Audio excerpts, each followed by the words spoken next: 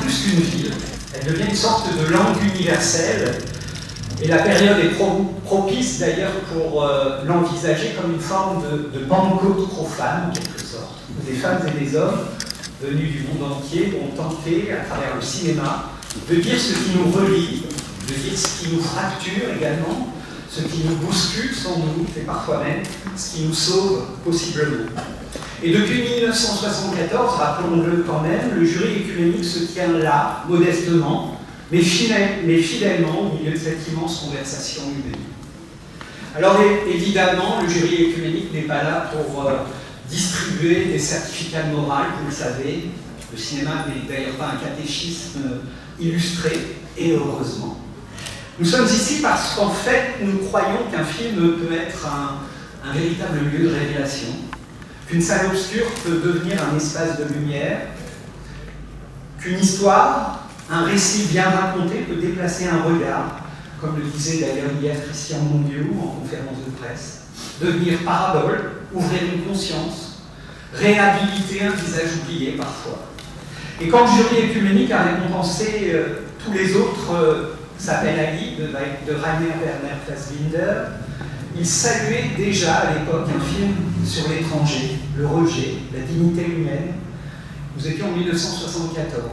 52 ans plus tard, la question est toujours là, brûlante, et présente dans de nombreux films. Qui regardons-nous véritablement encore comme un étranger?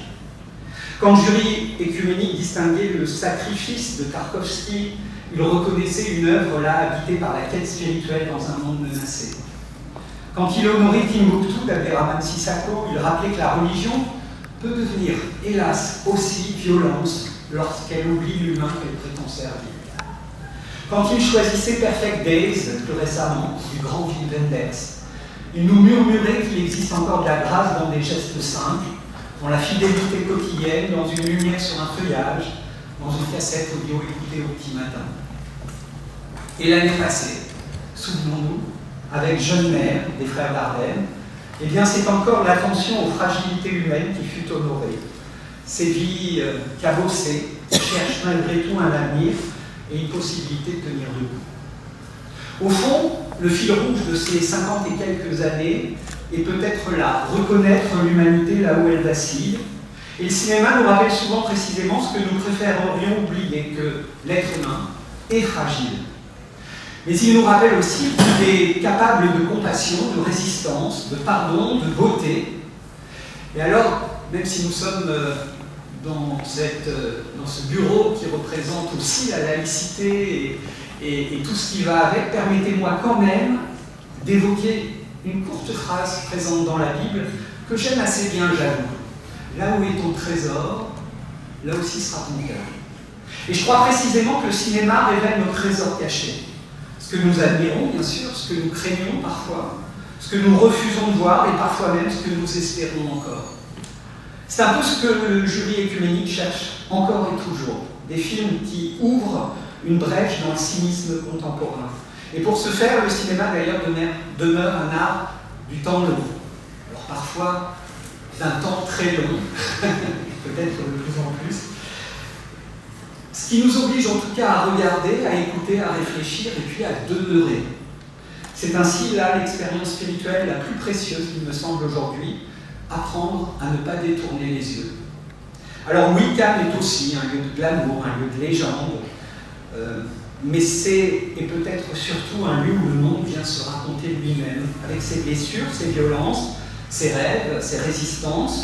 Et nous avons besoin de ces récits, parce qu'un peuple qui ne raconte plus d'histoire finit souvent par ne plus savoir pourquoi il vit ensemble. Monsieur le maire, merci. Merci de permettre année après année cette rencontre entre la ville de Cannes et notre jury, et d'y apporter toujours, et je peux l'attester puisque je suis présent dans ce bureau depuis 2012 chaque année, d'y apporter avec beaucoup d'intelligence l'expression de votre connaissance et amour du cinéma, mais aussi l'intérêt que vous portez aux critères qui guident notre jury. Et je crois que ce dialogue entre culture, spiritualité, création artistique et responsabilité humaine est vraiment précieux. Je finirai en n'évoquant Dostoïevski qui disait que la beauté avait la capacité de sauver le monde. Alors je ne suis pas sûr que le cinéma en ait véritablement cette capacité. J'en doute. Et le doute permet la foi, donc tout va bien. Mais il peut en tout cas sauver quelque chose en nous.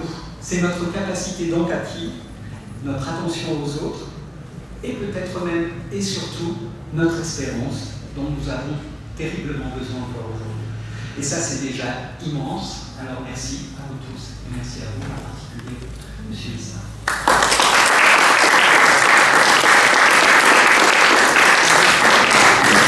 Alors je vous présente notre présidente qui va prendre la parole et présenter son jury, qui vient de Norvège et qui sera traduit par le père Miguel déjà. Bonjour tout le monde, enchanté. I have the honor to be the president of this year's ecumenical jury. J'ai l'honneur d'être la présidente cette année du jury œcuménique. Et c'est magnifique. It's a great group of very talented people. C'est un merveilleux groupe de personnes très talentueuses With a high level of expertise in their field. avec un haut degré d'expertise dans leur domaine. Voilà. I would start with Catherine. On commence avec Catherine She's from Escrive France. de France. She's a journalist and she's the head of the major cinema section at the weekly Le Palavin. Elle est donc journaliste et elle est à la tête de la section majeure cinéma du hebdomadaire Le Palavin. Oui, and she has also worked for Radio France. Elle a aussi travaillé chez Radio France. And she's a reporter, a cultural columnist, and a documentary producer. Journaliste, aussi la partie culturelle et productrice de documentaires. Excellent. And then we have Adrián Baccaro Ensuite, nous avons Adrián Baccaro from Argentina. d'Argentine. He's an expert in the entertainment sector and cultural industries. Il est expert dans le domaine du divertissement et des industries culturelles. And he built a career at the crossroads of teaching, production, and social communication. Et sa carrière a été construite à la croisée des chemins entre l'enseignement, la production et les réseaux sociaux. Excellent. And then we have Jacob Hoffman, he's from Germany. Ensuite, nous avons Jacob Hoffman de l'Allemagne.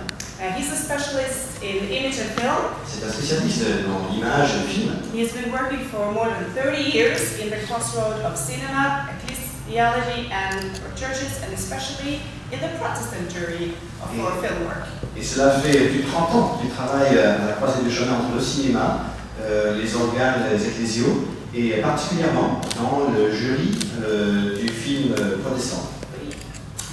And from France, Et de France, here again, c'est Vincent Meville. c'est Vincent Miéville. And he's a pastor and a passionate observer of cultural Il developments. est pasteur et observateur passionné des développements culturels. And he's also an author of the book Bible and Il est Popcorn, aussi auteur du livre Bible et Popcorn, which he describes the influence of biblical texts on contemporary film and production. dans lequel il décrit l'influence des textes bibliques sur la production contemporaine de films. And last but not least, Et enfin, mais pas en from Spain, Ruben de la Vida Caballero. Ruben de la Vida Caballero. He is a professor and a doctor in audiovisual communication, Docteur en communication audiovisuelle, advertising and public relations. la publicité et les relations publiques. Today, he devotes his research and teaching to the aesthetic and analysis of contemporary media. Et aujourd'hui, il travaille et concentre ses recherches sur l'enseignement et l'esthétique et l'analyse des médias contemporains. Thank you so much. And myself, in all humbleness, En toute humilité, I'm from Norway. je viens de Norvège. Je m'appelle Annette Théâtre Hansen. J'habite Ålesund, c'est un petit village près de Côte. And I'm a doctorate candidate at the University of Oslo. So I'm a researcher as well. Et je suis l'école doctorale de l'Université de Oslo. And it's excellent to be here.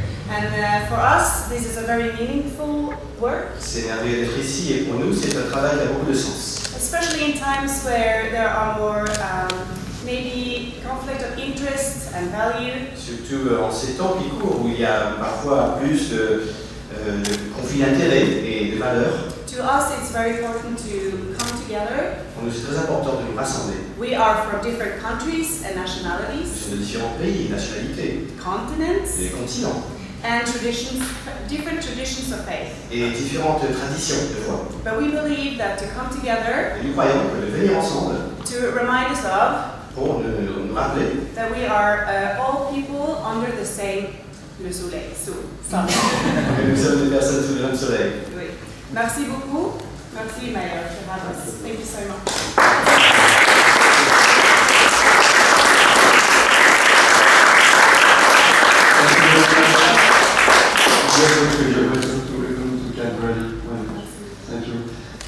Bonjour, good morning, buenos días, buongiorno. Comment? Good dog. Comment? Ah, excellent.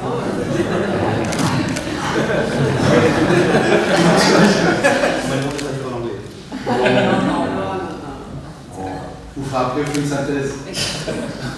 Bonjour à tous, en vos grades et qualités. C'est devenu ma formule préférée.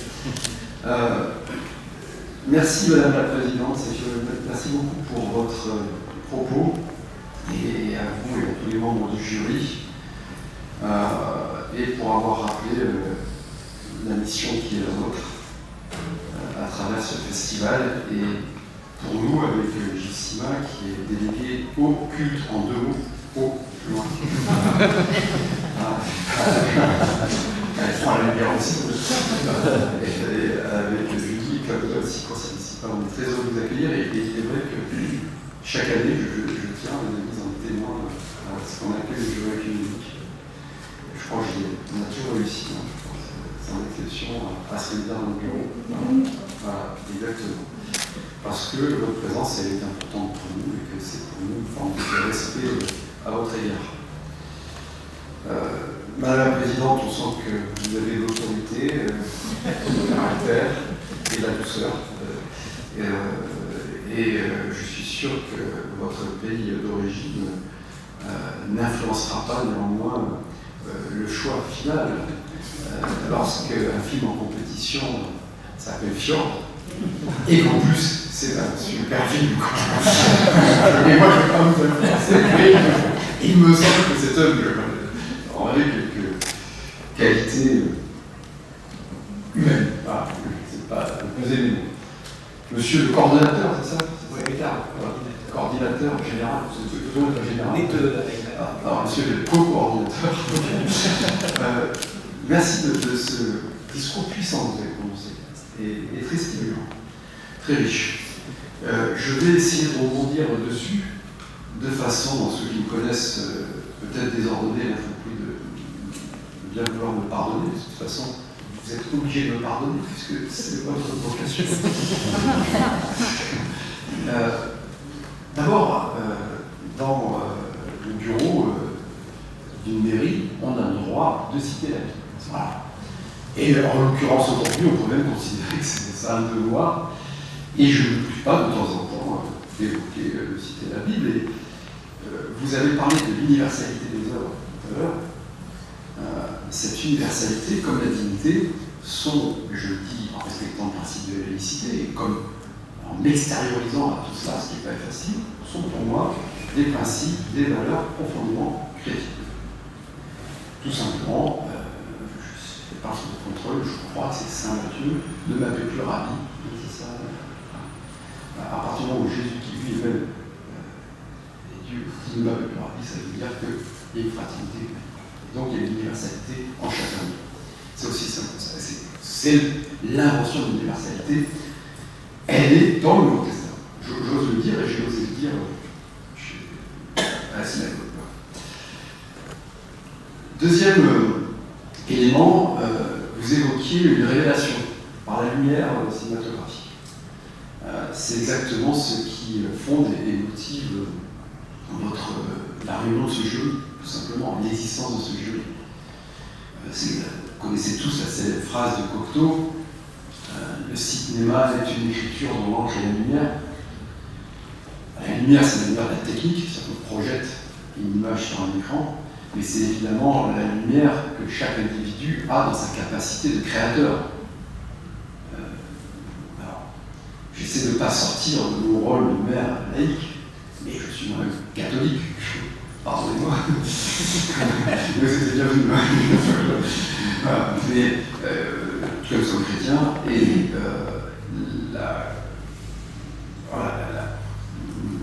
l'être humain est une espèce atypique, une espèce vivante. Alors, on est un animal, comme on n'est pas tout à fait un animal comme les autres, parce qu'on est doté de conscience et que l'on crée des ruptures. C'est la lumière qui est dans chaque être humain. Il n'y a pas d'autre. Toutes les espèces animales, dont l'être humain, se protègent, se nourrissent, évoluent, l'harmonisme l'a démontré, se reproduisent. Il y en a une espèce qui fait ce que les autres espèces animales ne font pas, c'est l'être humain. Qu'est-ce qu'il fait de différent, l'être humain? Il prie, il fait de la politique, et il croit. C'est une capacité de spiritualité de projection qu'aucune autre espèce animale dans des espèces spécifiques ne fait. Ce qui renvoie à l'étourdissante responsabilité, donc liberté de l'être humain, condition d'habilité, que l'on retrouve dans toute la doctrine sociale de l'Église et que l'on retrouve dans la République de Genève, chez Calvin, c'est-à-dire nous avons une responsabilité spécifique sur Terre qui se traduit notamment par cette capacité de rupture en l'ordre des choses qui s'appelle, pour le pire ou pour le meilleur, qui s'appelle la prière, la politique et la culture et la création. Il n'y a pas d'autre espèce animale qui peint dans des grottes, des Lascaux, etc. et qui fait du cinéma. Il n'y en a pas d'autre. Donc, c'est étourdissant c'était le contenu de votre propos, c'est étourdissant de responsabilité, je répète, et donc de dignité.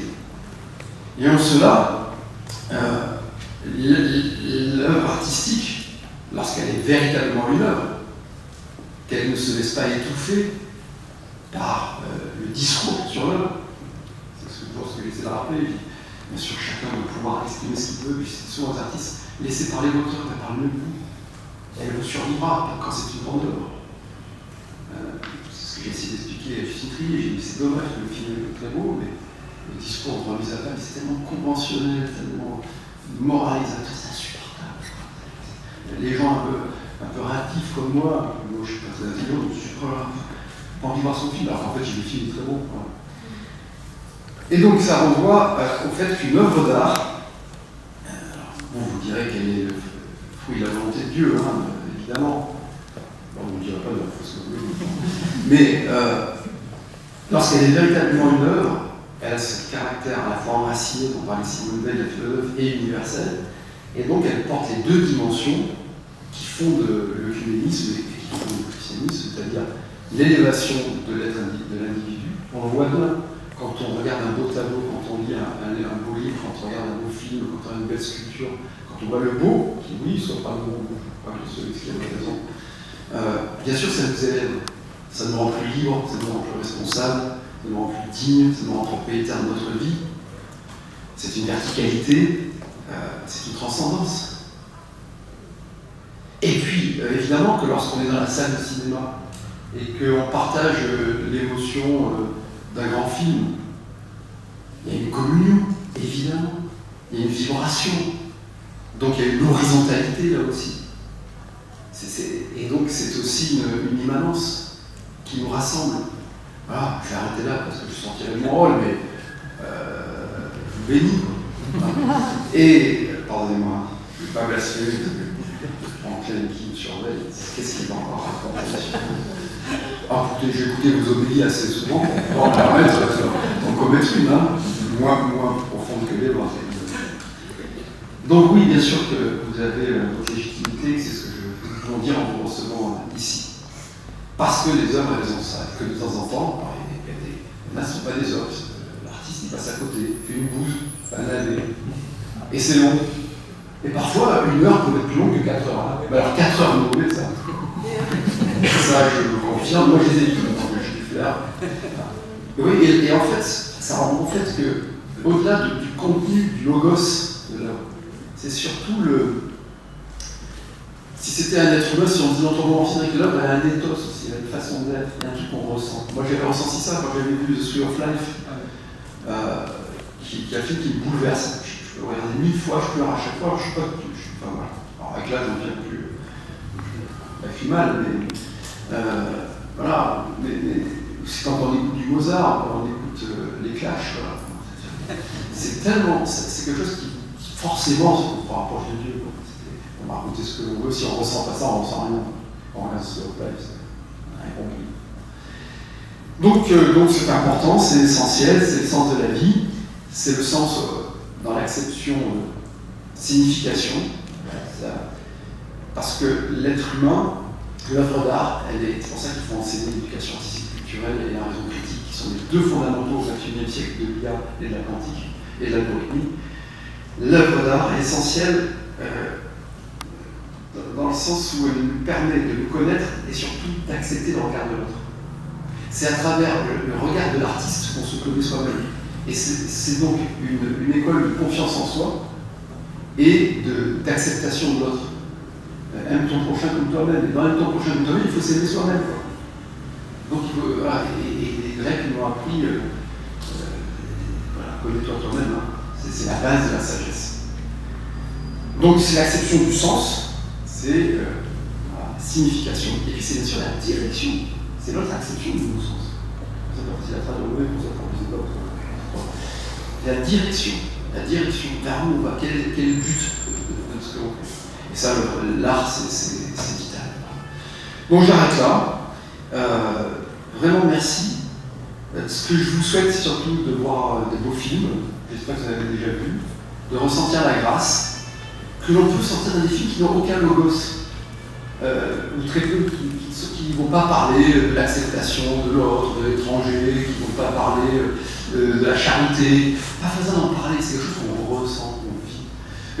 Moi, je vois peu de films, malheureusement, j'essaie d'en voir, parce que j'essaie d'être moins bête à la fin, mais je suis allé voir le petit film qu'a fait John Travolta, hors compétition. Je ne sais pas si vous avez vu. Hors compétition, je ne sais pas si vous voulez éviter la compétition aussi. Bon, alors je m'autorise quand même à en parler. Je suis allé, je voulais voir John Travolta, ça durait qu'1 heure, c'était 1h02, moi aussi je m'ennuie, ça vraiment long. Et puis c'est comme celui-ci, j'aime bien ces moments de intime, puis Travolta, voilà, bizarre un peu, c'est bien. Et franchement, alors on connaît le parcours spirituel de Travolta, je ne vais pas commenter, mais il n'empêche que moi j'ai regardé ce film d'1 heure, et j'ai trouvé ça génial. Le mec, par contre, au départ, il pitch 1 heure, il raconte son premier voyage en avion. Entre New York et Los Angeles, donc il ne se passe rien. Et pourtant, il se passe. C'est une esthétique, la poésie, la beauté, un plan pour les choses beaux. Tout de suite, dès la première seconde, vous prenez votre truc. Ils sont tous gentils. Ça me rend forcément nostalgique. Hein. Qu'est-ce que c'était bien à l'époque, la vie. Bien, ils m'ont donné faim tout de suite. Et je trouve que cette dimension spirituelle, j'utilise le terme le plus neutre possible, on peut la retrouver dans des œuvres, c'est ça qui est génial dans l'art, dans la création artistique, dans des œuvres qui ne revendiquent pas une dimension spirituelle, ou qui n'affichent pas, certaines le font, certaines y font allusion, très bien, vous voyez des hommes et des dieux, tout y est, il y a la poésie plus le discours. Voilà. Et ça, je trouve qu'il est important que des personnes comme vous, par votre intériorité, mais aussi par votre compétence de journaliste, d'analyste, de cinéphile, spécialiste, puissent l'exprimer. Et c'est pourquoi, en ce qui me concerne, je suis très attaché à votre présence locale. Et nous voulons, dans le conseil municipal, vous en remercier chaque année, en saluant votre engagement, en vous accueillant ici, et en vous remettant le traditionnel petit cadeau qui reviendra à tous les membres de cette assemblée. Donc ceux qui ne sont pas dans le jury, rassurez-vous, vous n'êtes pas venus surtout depuis Nice, vous avez rencontré extrêmement lointaine, et pour nous un peu mystérieuse, je dois l'avouer. Il y a le mystère de l'incarnation et il y a le mystère de Nice. Voilà. Donc vous remettre. Alors c'est pas pour l'hôtel, hein. C'est pas l'huile sainte, voilà. Mais c'est de l'huile d'olive, elle mériterait presque. Voilà. Donc c'est de l'huile d'olive locale, voilà, en tout cas du coin. La Méditerranée, le French paradoxe. Vous buvez du vin et vous buvez du vin et vous prenez de l'olive, vous vivrez longtemps. En surprise, vous connaissiez. Et l'affiche du festival, qui en plus c'est une jolie affiche, on pense cette année, qui incarne aussi cette liberté grâce à l'image. Voilà. Voilà, donc merci à vous. Je vous ai écarté une considération sur l'iconographie, sur le rôle de l'image dans la religion. Voilà, sauf que je ne voudrais pas créer des conflits. Mais je ne vais pas parler de transsubstantiation, je vais parler du vin. Voilà, j'ai vu, je deviens un vrai diplomate. Mais la science, on va dire, varie comme prix pour nous. Allez, sur vous. Voilà, très bon festival à vous et merci à vous.